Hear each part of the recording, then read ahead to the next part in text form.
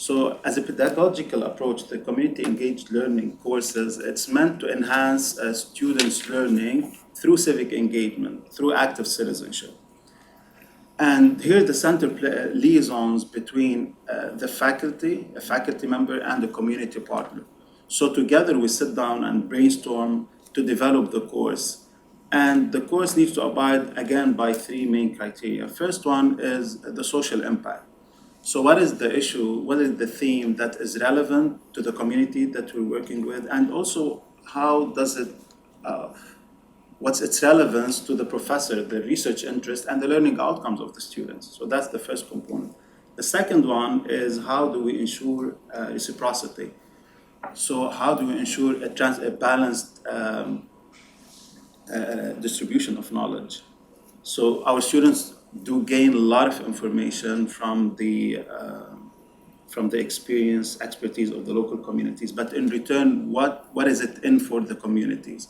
So how would they benefit from the research so our communities are not part of an experimentational effort? And that's also very sensitive. The third one is the fieldwork. So students will know when they register for the course that there is a certain percentage academically relevant fieldwork.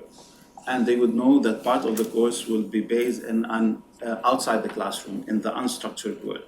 So is it 40%, 60%, 50%? So all of this also we decide and determine with the faculty member and the community partner before the course is listed as a community engaged learning course.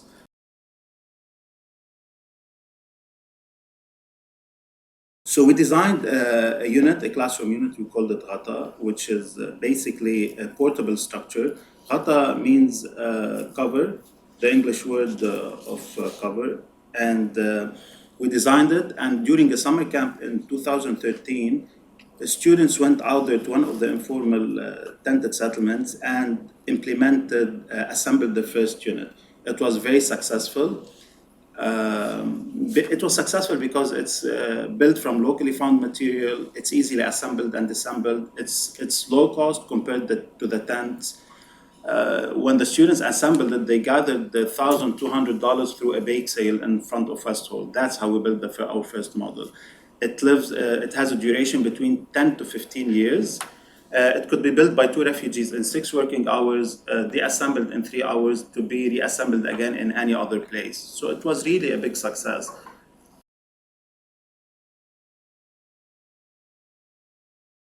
Historically, in the United States, there was a movement in the 1980s and 1990s for service learning, right, for students to do have hands-on experiences. But again, many of the ways that those were structured were, let's go out and, do a little volunteer work and then, write a paper about it and not necessarily benefit the community, especially with, for example, student internships. Maybe the student spends half the semester getting trained with a nonprofit that has limited resources, and then the nonprofit, it doesn't really benefit them that much because the student is not around for very long.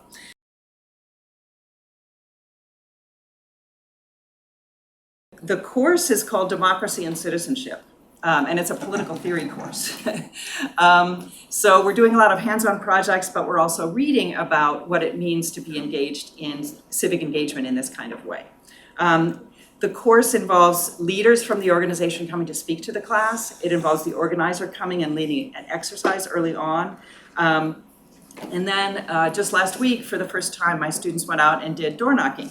So we're trying to help organize tenants around affordable housing, and the students, during class time, we took the train and we went to a couple of apartment buildings near the transit center, and we door knocked and talked to tenants. Some folks didn't want to talk to us, others did. And the students, we had a really interesting discussion then on Monday about what it meant to be out there in the community. And students will also reflect and write.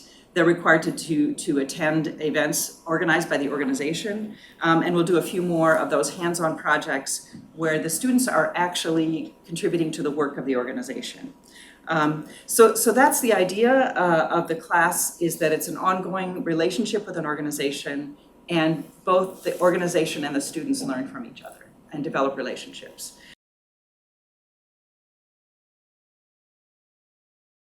we're kind of rebuilding community relationships in a way that I hope has benefits beyond just what happens within the particular classes. Because my students are getting to know people in the community. Several of my students now who've graduated have gone on to work in different kind of organizations that are related to this work. So they've built relationships with people that then have led to choices about their careers as well. So I think there are many, many benefits to this kind of work, but it takes logistical support and it takes planning.